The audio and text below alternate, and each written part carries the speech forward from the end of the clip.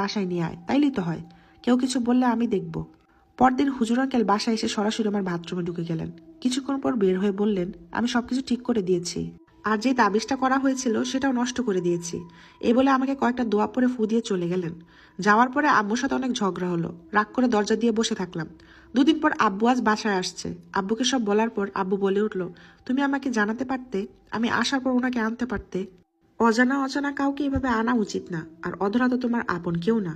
এসব শুনে আবার জিত উড়ে গেল। আমি আমার ঘরে এসে শুয়ে পড়লাম। হুজুর আঙ্কেলের তাবিজ নষ্ট করার পর থেকে তেমন কোনো সমস্যা হচ্ছে না। সপ্তাহখানিক ভালো যাওয়ার পর শুরু হলো আরেক অত্যাচার। এখন আব্বু আম্মুর মধ্যে দ্বন্দ্ব হয়, মাঝে মাঝে ঝগড়া হয়। আমি এসবের মধ্যে যাই না। 1 মাস না যেতেই আব্বু আমাকে এসে বলে, তুমি তোমার নানির বাসায় চলে যাও, আর আমি তোমার এই আম্মুকে ডিভোর্স দিয়ে দিব। আমি একা থাকতে চাই। এই কথা শোনার পর আমার মাথায় আকাশ ভেঙে পড়লো। আমি বললাম, আমি কোথাও যেতে পারবো না, আমি এখানেই থাকবো। আব্বু আমাকে একটা থাপ্পড় দিয়ে বলল, না গেলে সবাইকে ঘাড় ধাক্কা দিয়ে বের করে দেবো, কালকের মধ্যে বের হয়ে যাবা। এই আচরণের পর আমি আর নিজেকে ধরে রাখতে পারলাম না। আমি ওই দিনই চলে আসলাম নানির বাসায়। 3-4 দিন পর শুনি বাবা সৎ মাকে ডিভোর্স দিয়ে বাসা থেকে বের করে দিয়েছে।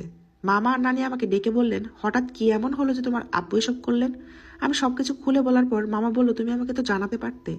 আমি কিছু না বলে চুপ করে থাকলাম। মামা পরের দিন সকালে কবিরাজ এনে হাজির করলেন আমার সামনে।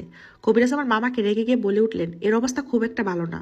এই বলে কি সব পড়া শুরু করলে। 30 মিনিট পর আমি স্বাভাবিক হওয়ার পর নানিকে জিজ্ঞেস করলাম, কি হয়েছিল আমার? নানি বললেন, তোকে কেউ তাবিজ করেছিল যেন তুই ধীরে ধীরে নিজেকে শেষ করে ফেলিস, আর তোর বাবাকেও কেউ করেছিল তাবিজ, আর এটা খুব খারাপ ভাবে। আমরা কিছু না জানিয়ে কবিরাজ সহ বাসায় গিয়ে হাজির হলাম। আর গিয়ে যা দেখলাম তা দেখে সবাই হতবাক হয়ে গেলাম। দেখি আব্বু অধরার আম্মুকে বিয়ে করে অধরা সহ তারা আমাদের বাসায় উঠেছে। সাথে সে হুজুর আঙ্কেলও আছে। কবিরাজকে দেখে ওরা সবাই অনেক রেগে যায় আর আমাদের মারার জন্য ছুটে আসে। এ দেখে এলাকা সবাই জড়ো হয়ে যায়। তখন কবিরাজ সবার সামনে বলে ওঠে, এই বাসায় ভয়ঙ্কর কালো জাদু করা হয়েছে। আপনারা দেখতে চাইলে আমার সাথে কাজ শুরু করতে পারেন। সবার সহমতে দীর্ঘ 2 ঘন্টা চেষ্টা করার পর 4টা তাবিজ বের করে আনেন কবিরাজ। এরপর কবিরাজকে জিজ্ঞেস করা হলে উনি আশ্চর্যজনক কথা বলেন।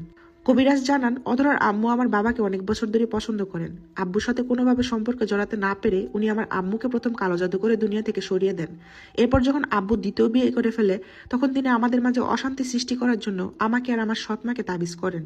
কিন্তু আমি নামাজ পড়ার কারণে তেমন কোনো ফল পাচ্ছিল না, তাই তিনি হুজুর নামক খারাপ কবিরাজকে দিয়ে আবার নতুন করে তাবিজ করেন, যার ফলস্বরূপ আব্বু আমাকে আর আমার সৎমাকে বাসা থেকে বের করে দেন। এই সব শুনে এলাকাবাসী অধরার আম্মুকে জিজ্ঞেস করেন, এই সব কি সত্য? তিনি সবকিছু স্বীকার করেন এবং বলেন, এর সাথে আমাদের বাসার কাজের মেয়ে তুলিও জড়িত। সব তথ্যের ভিত্তিতে অধরা আর তার আম্মুকে এলাকা থেকে বের করে দেওয়া হয় এবং আমার সৎমাকে আবার বাসায় ফিরিয়ে আনা হয়। এরপর থেকে আমাদের পরিবারটা এখন অনেক সুখের। সবার সাথে সবার আন্তরিকতাটাও অনেক বেশি হয়ে গেছে। আজকের গল্পটা কেমন লেগেছে অবশ্যই কমেন্ট বক্সে আমাকে জানাবেন। তাহলে এখনকার গল্প এখানেই শেষ।